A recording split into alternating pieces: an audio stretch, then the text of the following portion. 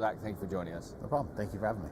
What brings you to ESA 2016? We're the host utility this year, and we've been involved with ESA for probably 7-8 years now. And so we're just happy to have it back in Charlotte. It kind of jumps around every year, and we being a block away, with just the number of vendors and companies and other utilities here, it was perfect for us to be involved this year. What is your involvement with energy storage?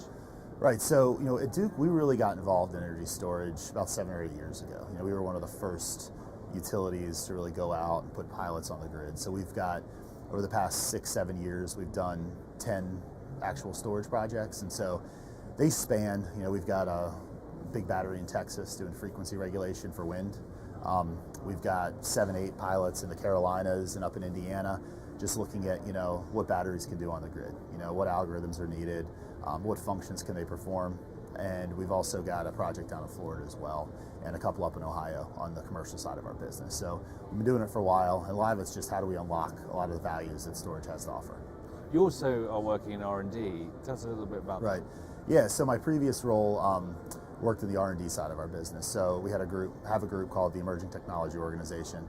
Really the goal of that organization is to say what's coming down the pipe in energy in general. So looking at various solar technologies, we look at wind technologies, fuel cells, other T&D assets, and storage was really a big part of it over the past 6 or 7 years. We saw it has a tremendous value. It was expensive at the time when we first started doing pilots, but what we're seeing is costs are coming down, and stacking certain value streams is making the business case look better than it has in the past. So whilst costs have been dropping, yes, has it also taken political will to bring it to the fore? It has. I mean, a lot of it's been, one of, I think, the initial thoughts of storage was, if you've got a battery, something that can charge and something that can discharge, you're just going to throw it all over the grid and it's going to be everywhere, right? There was kind of a missing gap in the middle. You had the end users of the utilities, you had the battery storage vendors, but there was kind of a layer on top of that and the controls of it, right? So if I have a lot of distributed storage assets all over my grid, how do I control it, right? How do I tell one system that, where there's a lot of solar penetration, that it's a cloudy day, be ready to basically deal with that solar intermittency, or have another system be ready for a peak charge where, it's very hot, everyone's coming home from work, they're turning on their air conditioning. I need my batteries to basically deploy at that time. And so it's really been the control system to layer on, what inputs are needed and to dispatch the storage systems out in the field. So you're looking at multiple application units. How does that work? Right, so I think that the difference with batteries and just any kind of traditional utility planning is it can do a lot more. The way we've traditionally looked at assets is you have generation assets, right?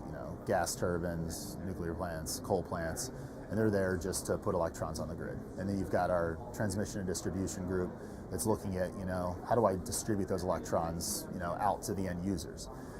Storage kind of spans both, right? It's got T&D value, so it can defer upgrades, it can smooth out, intermittent renewables. It can, deal with power quality issues on a line, but also some generational value as well, right? I could store it at nighttime when demand's low, and I could put it back on the grid during the daytime when demand's high.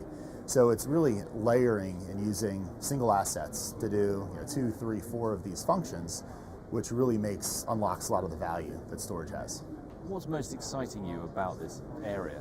Yeah, I think it's just the capability and the possibilities of it. Again, it's one of the few technologies, electric technologies, that can do what it can do. Like I said, you've got traditional technologies that they make electrons and they put them out. The fact that storage, it can be so distributed. It could be as small as going inside a customer's home. It could be at a transformer, or it could be as big as a substation. It's just the flexibility that it has in both size, charge and discharge time, and also the functions it could perform. There's very few technologies that go on the electric grid that can do as much as storage can do. It's just a matter of, making the business case work to make it most cost-effective resource to do what we're trying to get it to do. So what's next for Duke and in storage? So we've got a lot. So the way we were broken up, we've got our commercial business, and we look at owning and operating assets all over the U.S., really kind of all over the world. So they're very active in looking at storage in structured markets, right? So frequency regulation markets such as PJM, ERCOT. I'm more on the regulated side of our business. So we work in the Midwest, Indiana, Ohio, Kentucky, North Carolina, South Carolina, and Florida. And so what we're really actively doing right now is we're trying to take our pilot projects that we had, the learnings that we got there, and really develop regulated business cases where we can feel comfortable, owning storage just like we would own any other asset that we do. A transformer, a substation, a generation plant. How can we fit storage on a larger scale and kind of seamlessly integrate it into this ecosystem that we already own and operate? What does the future hold?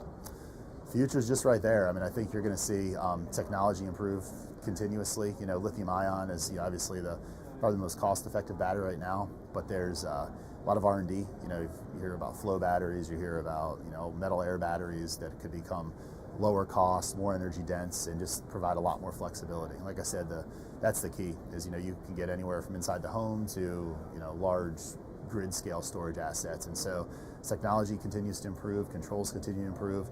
I think you're going to see more and more deployments on the grid. Zach, thank you very much for joining us. Thanks for having me.